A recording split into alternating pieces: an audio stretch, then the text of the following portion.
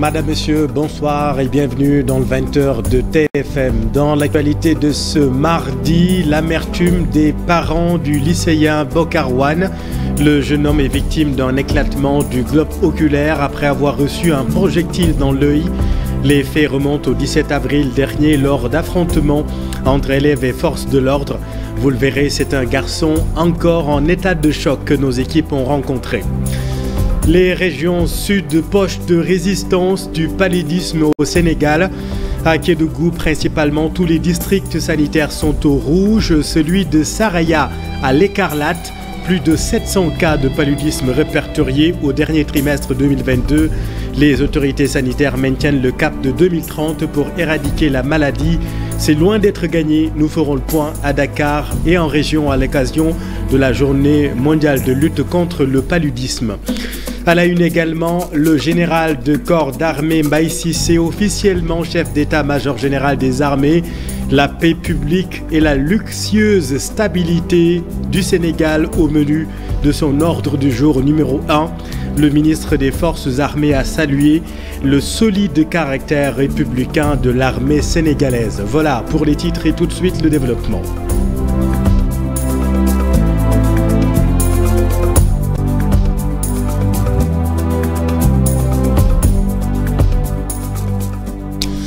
Sa vie a basculé ce 17 avril 2023, victime d'un éclatement du globe oculaire. Le lycéen rumine sa colère froide depuis. Membre du gouvernement scolaire de la ville de Dakar, Bokar a reçu un projectile lors des affrontements entre élèves et forces de l'ordre. Depuis ses études, sa vie sont en pause. Ses parents dans le flou. Nos équipes l'ont rencontré. Reportage Aminata Maresso. Sur son lit, difficile pour El Hadj Bokarwan de sortir un mot. Derrière ses lunettes, l'élève dissimule sa douleur. À son chevet, une grande sœur détente, mais aussi un papa, tous désemparés. Le gosse dit que lui, il ne sent plus son œil.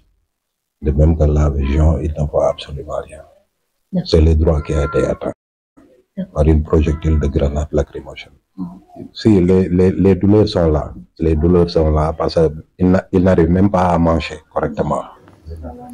El Hadj Bokarwan, c'est cet élève du lycée Blaise Diagne de Dakar, touché à l'œil droite au cours des affrontements entre élèves et forces de l'ordre le 17 avril. Les résultats disent qu'il y a eu éclatement du globe oculaire. C'est ce qui s'est passé. Alors il a été amené au bloc opératoire pour éventuellement une intervention chirurgicale. Âgé de 20 ans, El Hadj Bokarwan est élève en classe de première au lycée Blaise Diagne de Dakar. Le jour des événements, il était parti retrouver ses camarades des autres lycées de Dakar pour la libération d'un des leurs, arrêté le 16 mars. Il fait partie du gouvernement scolaire de la ville de Dakar. Donc il devait se retrouver au niveau du lycée de la Fosse pour une AG. Par la suite, je ne sais pas ce qui s'est réellement passé. Selon ses camarades de classe, ils m'ont dit que c'est la première fois qu'il participe à ces genres de manifestations. Un rassemblement au lycée Maurice de la Fosse suivi d'échauffourées avec la police qui vaut aujourd'hui à El Hadj Bokarwan cette blessure. Son papa, inquiet du sort de son enfant, demande une prise en charge médicale complète. Merci Aminata. Ce mardi est célébrée la journée mondiale de lutte contre le paludisme. Une forte incidence est notée dans les régions sud. À Kédougou, par exemple, tous les districts sont dans le rouge, particulièrement Saraya. Ce district dépasse les 700 cas au dernier trimestre de 2022. Voyons tout cela avec Ibrahima Diébarate. Le paludisme reste encore un problème majeur de santé publique à Kédougou. En effet, pour le premier trimestre de l'année 2023, la région médicale a enregistré de nombreux cas de paludisme avec une forte incidence supérieure à 700 cas dans le seul district sanitaire de Saraya. Bon, de façon globale, nous avons le paludisme qui est une maladie endémique ici. Avec donc des cas, de nombreux cas pour le premier trimestre qu'on appelle nous des cas incidents. C'est le nouveau cas de palu. Pour le seul district de Kédougou qui a déjà présenté, on a 119 cas durant ces 3 mois. Donc, ce qui veut dire, alors qu'on n'est pas encore à l'hivernage, ça confirme tout simplement les fortes incidences généralement que la région médicale de Kédougou, d'une manière générale, a. Donc, c'est des incidences qui remontent parfois jusqu'à 700 cas, comme c'est le cas d'ailleurs dans le Saraya. Plus de 780 cas donc, durant le dernier trimestre donc, de 2022. Il y a aussi le district de Salémata qui présente moins de cas, mais quand même avec une incidence de 400 et quelques cas. Ce qui veut dire que le problème majeur de santé publique ici dans le Kédougou, c'est vraiment le paludisme.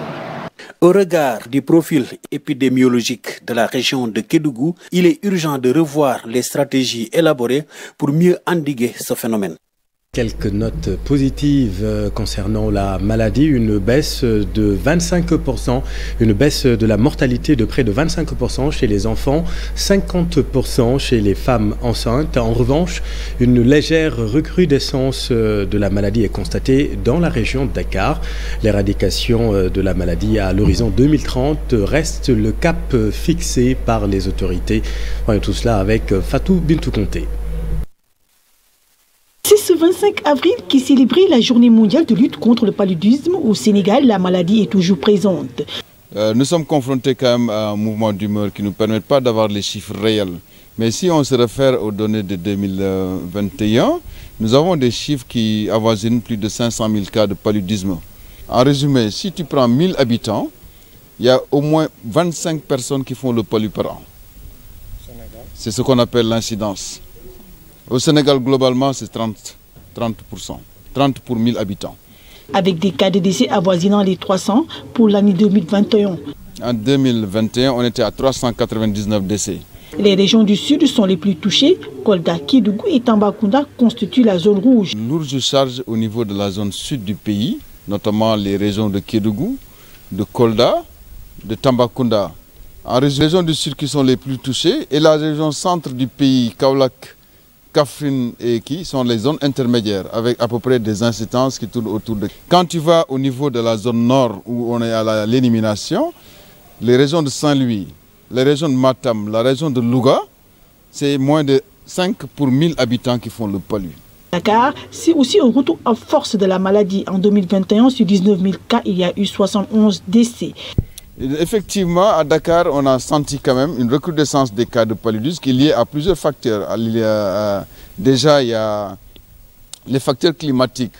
Quand il pleut beaucoup, il y a des inondations par moment. Et au même niveau que Kédougou, Kolda et Tambacounda, où nous avons plus de 100 et quelques mille cas de paludisme simple qui ont été détectés et pourtant ils sont à 71 décès. Ainsi, pour atteindre l'élimination de la maladie au Sénégal, un plan stratégique a été mis en place par l'État. Nous avons élaboré un plan stratégique qui va de 2020 à 2025 et qui vise spécialement à réduire la charge de morbidité, c'est-à-dire le nombre de cas de 75% par rapport à 2019, de réduire la mortalité également de 75% et d'interrompre la transmission dans les zones éligibles, c'est-à-dire les zones où il y a une faible transmission, on peut aller vers l'élimination du paludisme. Et le Sénégal s'est fixé comme objectif d'aller vers l'élimination du paludisme à l'horizon 2030. À l'horizon 2030, merci beaucoup Fat Bintou. L'autre grand titre de cette édition, le fanion de commandement officiellement transmis au général de corps d'armée Mbaye Cissé. L'installation du nouveau SEMGA a eu lieu ce matin, cérémonie présidée par le ministre des Forces armées, Maître Sidiki Kaba, a salué le solide caractère républicain de l'armée sénégalaise. Dans son ordre du jour numéro 1, le SEMGA dit vouloir préserver la paix précieuse et la luxueuse stabilité de notre pays, le Sénégal. Compte rendu, Pape Faradik. Une cérémonie de prise de commandement riche en couleurs au quartier Dial Diop ce matin. Le général de corps d'armée Mbaye Cissé, nouveau patron des lieux, prend ses marques après avoir reçu le fanion de commandement des mains du ministre des Forces armées.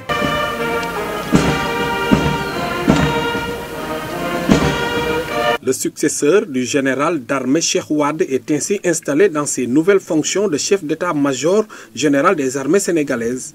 Dans sa feuille de route, le nouveau SEMGA milite pour le rayonnement de la Grande Muette, pour le maintien de la stabilité du pays dans une tension dans la sous-région. Aujourd'hui, plus que jamais, le contexte géopolitique dans le Sahel installe nos États au cœur d'une conflictualité diffuse. Cette situation se déroule sur fond d'expansion de la menace terroriste qui frappe déjà à nos frontières. Malgré tout, notre pays demeure un îlot de paix et de stabilité dans cette tourmente sous-régionale. En effet, sur le plan intérieur, une paix prometteuse se profile à l'horizon dans la région naturelle de Casamance. Le général Mbaye Cissé capitalise au moins une expérience de plus de 35 ans dans l'armée. D'après Maître Sidiki Kaba, sa nomination à la tête de la Grande Muette est le couronnement d'une riche carrière militaire. Le chef suprême des armées, M. Macky Sall, en portant son choix sur votre personne, vous a renouvelé sa confiance, car il a reconnu chez vous la compétence, les qualités humaines et professionnelles requises pour continuer de faire des armées cet outil résilient et performant. Une occasion pour le ministre de porter sa robe d'avocat en appelant le patriotisme des militaires et le caractère républicain de l'armée qui est le reflet de la nation sénégalaise. Hommes et femmes valeureux qui servent cette vaillante armée et qui ont fait le serment d'aller jusqu'au sacrifice ultime pour la défense des intérêts de notre cher pays. C'est pourquoi je voudrais dire à ceux qui cherchent à jeter le discrédit ou à créer la division et la suspicion au sein des forces armées que leurs tentatives de manipulation et de désinformation sont d'emblée vouées à l'échec. Comme il est de coutume, il y a eu la lecture de l'ordre du jour numéro 1 du nouveau SEMGA. Ce fait historique a aussi marqué les attentions. La nomination de la première femme générale de l'armée sénégalaise, elle s'appelle Dr Fatou Fall, médecin militaire, officiant à l'hôpital pour enfants de Diamniadio et à Basse Ndao. Merci beaucoup, Pape Farah. Dans l'actualité politique, Idi Ousonko, qui est le chef de l'opposition, le premier revendique sans réserve le statut, le second joue l'ironie, voire l'indifférence, les réponses objectives à une question pleine d'ambiguïté dans ce sujet réalisé par Cheikh Diop Amadouba. Le statut du chef de l'opposition introduit dans la Constitution par Maître Abdoulaye Wade depuis 2001 suscite des convoitises. Aujourd'hui, dans l'arène politique, chacun tire de son côté pour s'arroger ce statut. Pour être chef de l'opposition, il faut s'opposer à la politique du gouvernement. Pour être chef de l'opposition aussi, il faut être donc voilà à la tête, n'est-ce pas, d'un parti politique, d'une coalition de partis politiques ou bien d'une entité indépendante. La troisième chose, pour être aussi chef de l'opposition aussi, il faut sortir parmi donc les têtes, n'est-ce pas, de l'élection présidentielle. Parce que depuis 2016, on a changé donc la conception, elle n'est plus arithmétique, elle est devenue organique. Selon Babacar Fall, le leader de PASTEF est plus légitime. C'est mon point de vue. Parce que vous savez, ici, Ousmane Sonko est, disons, présenté comme le principal opposant au président Macky Sall. Et ensuite, les résultats que la coalition Yewwi Askan Wi a eu aux élections locales et aux élections législatives le prédisposent à ça. Tout le monde sait que aux élections législatives, c'est lui qui a conduit vraiment tambour donc battant la campagne de la coalition Yewwi Askan Wi. De ce point de vue, je pense qu'il est le plus légitime vraiment par rapport à ce rôle de chef de l'opposition. En 2016, à la suite du référendum, l'article 58 du Code électoral a permis de modifier le statut de l'opposition. Maintenant, une loi organique devait déterminer les avantages qui s'attachent à cette fonction. Cette loi organique n'a jamais été, disons, donc prise. Normalement, ça doit être donc voilà des notions encadrées qui pourront permettre tout simplement de donc rendre dignes les institutions en leur donnant leur dignité qu'il faut. Et la raison pour laquelle aussi pour l'opposition, je pense que donc il faudrait essayer de matérialiser ça. Mais en tout cas, il y a des changements et les changements depuis 2016 aussi ont bouleversé aussi la conception. La matérialisation de cette loi s'impose selon nos différents interlocuteurs. C'est une façon de donner à chacun sa valeur électorale. Merci cher. Deuxième édition du Forum international de Rufisque. Ce forum veut promouvoir les opportunités d'investissement dans ce département. Ce mardi, la cérémonie d'ouverture a été présidée par le Premier ministre Amadou Ba, compte rendu Abifai Amadou Ba. Durant 3 jours, la ville de Rufisque sera la capitale économique du pays. Le Forum économique international de Rufisque mise sur le marketing territorial. L'opportunité de les voir s'implanter donc dans les zones dédiées, ici comme la ville nouvelle où des zones industrielles sont dédiées pour que des entreprises s'établissent, pour que l'employabilité des jeunes aussi puisse être donc raisonnable. Les acquis de la première édition ont permis de créer les liens de coopération, d'initier des relations économiques, de lancer des projets porteurs et innovants. Aujourd'hui, la consolidation s'impose et la démarche adoptée jusqu'ici à travers l'implication de tous les acteurs nous conforte dans votre volonté de porter le développement de votre territoire et de l'inscrire dans une dynamique évolutive et inclusive. Ouvert ce mardi, les Rufisquois mettent en exergue les axes prioritaires dont le tourisme, l'artisanat, la culture ainsi que la recherche, l'enseignement et l'innovation entre autres. Le siège qui est en construction ici à Diamniadio, sans compter que la première stratégie Gas to Power qu'on a eu à développer avec le gaz de Diender, nous l'avons vendu à Sokosim qui produit de l'électricité à partir de ce gaz-là. Un potentiel économique important, c'est un département auquel il faut faire confiance, qui peut être une locomotive pour le reste du Sénégal. Le Forum de Rufisque est un lieu de rencontres et d'échanges intenses pour découvrir et aimer le premier département du Sénégal. Le marketing territorial, c'est quelque part, entre guillemets, essayer de valoriser le département, les opportunités du département, le versant maritime, le versant agricole, les opportunités avec la ville nouvelle, etc. et infrastructurelles. Donc c'est tout cela qui fait qu'on parle de marketing, faire connaître à l'international donc le département de Rufisque. C'est pourquoi vous l'avez vu, Rufisque, donc la thématique Rufisque, terre d'opportunités, et cela veut tout dire. La deuxième édition du forum vise à promouvoir les opportunités d'investissement dans le département de Rufisque. Après la Korité, la Tabaski, c'est dans 2 mois, après avoir hérité du portefeuille de l'élevage et des productions animales. Le Premier ministre a en charge les préparatifs de cette grande fête. Les éleveurs lui demandent de mettre le pied à l'étrier dès maintenant aux fins de satisfaire les demandes en moutons. Ismaël Assou, président de l'Association nationale des éleveurs, est interrogé par notre équipe à Thiès. Nous sommes acteurs et chaque ministre qui vient, on travaillerait avec lui loyalement. Et aussi, s'il nous demande ce qu'il veut, nous dirons notre passé. Moi, je pense que c'est important. Le reste aussi que demain, que nous devrons annoncer aussi les recensements du cheptel. Là, tout aussi, si le prochain ministre, il écoute très bien le président, mais aussi il garde les gens qui travaillent avec le ministre de l'élevage. Moi, je pense qu'il n'y aura pas de problème. Donc, c'est important quand même que le président aussi revoie. D'ici 2 mois, il y aura le fête de Tabaski. Voir qu'est-ce qu'on peut faire maintenant pour aider les gens qui font opération Tabaski. Parce qu'il faut que l'institution financière les aide. Parce que il faut l'argent à temps, mais aussi aller voir les moutons à temps. Ça nous permettra quand même d'examiner les choses petit à petit. Il faut recenser les acteurs qui vont aller acheter.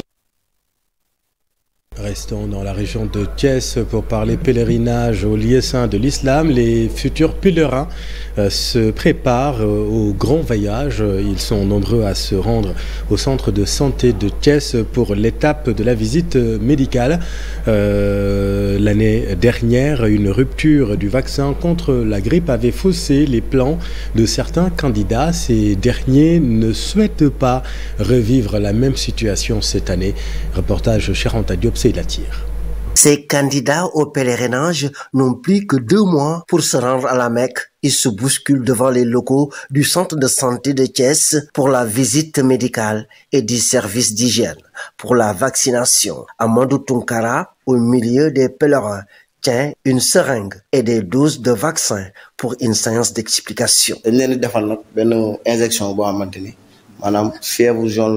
Capitaine Idrissa et ses agents sont mobilisés pour procéder à la vaccination des pèlerins. Le service d'hygiène s'active au niveau de Thiès pour assurer la vaccination de ces voyageurs. Mais il faut constater qu'il y a un grand risque que nous observons ici au niveau de Thiès, qui est lié au fait que Dakar est assez saturé. Nous recevons des pèlerins de Rufisque, nous recevons des pèlerins du département de Dakar. Donc nous recevons aussi des pèlerins d'autres régions. Impérativement, il y a d'abord le vaccin contre la fièvre jaune, dont nous disposons ici au niveau de la brigade avec l'appui de la région médicale. Donc il y a le vaccin grippe qui est effectué, mais plus tardivement. Ce professeur d'université, candidat au pèlerinage, salue le dynamisme des agents. Pour lui, tout s'est bien passé, mais il craint qu'il y ait rupture de vaccin grippe, ce qui ne sera pas sans conséquence. Qu'il fasse tout pour qu'il n'y ait pas de rupture à ce niveau. Parce qu'une rupture de vaccin grippe va nous pénaliser terriblement. Quant à la vaccination, la Commission a enregistré une évolution positive. Pour ce mois d'avril, 437 pèlerins ont été vaccinés. Dans l'actualité également, ce triste anniversaire, 5 ans déjà que le musicien Habib Faye nous a quittés. Ses proches se rappellent à son délicieux souvenir. Fatima Touré.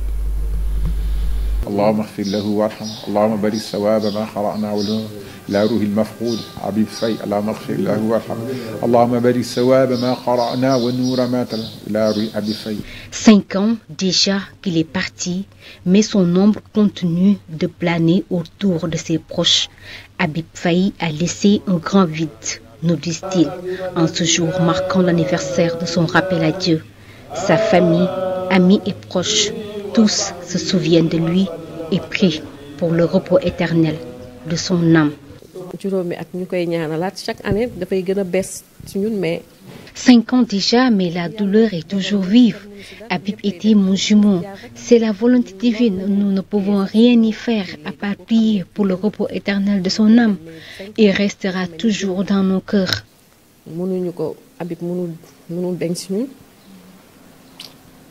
5 ans, c'est comme si c'était hier. On se rappelle de ce jour-là. C'était la même atmosphère. Tu sais, quand la même période de l'année, quand ça revient, il y a un souffle qui se dégage, il y a le type de soleil.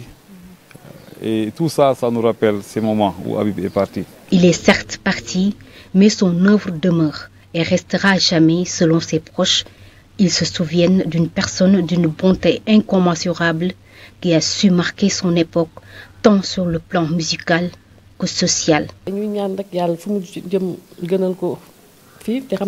Habib était une personne de paix, qui respectait ses parents, ses frères et sœurs, bref, tout le monde. Son décès nous a beaucoup secoués. Habib Faye, vraiment, il était un frère très humble et très respectueux vis-à-vis de ses aînés. Tout le temps le même sourire aux lèvres. C'était une personne déjà très humaine, très sociale, avant même de la générosité qu'il avait dans son métier et ce qu'il a offert au monde.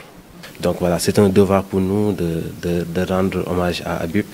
Déjà, voilà, nous étions trop fans de sa musique et aussi en tant que croyants parce que voilà, c'est une personne qu'on a vraiment aimée.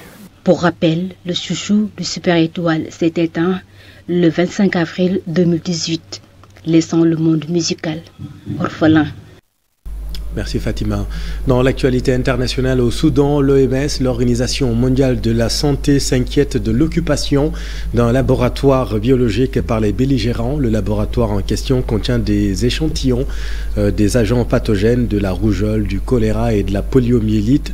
Cette situation périlleuse présente un risque biologique selon les experts de l'OMS. Un cessez-le-feu, vous le savez, de 3 jours est en cours au Soudan sous l'égide des États-Unis. Cessez-le-feu partiellement respecté à Khartoum, où les pays étrangers accélèrent les efforts pour évacuer leurs ressortissants de ce pays.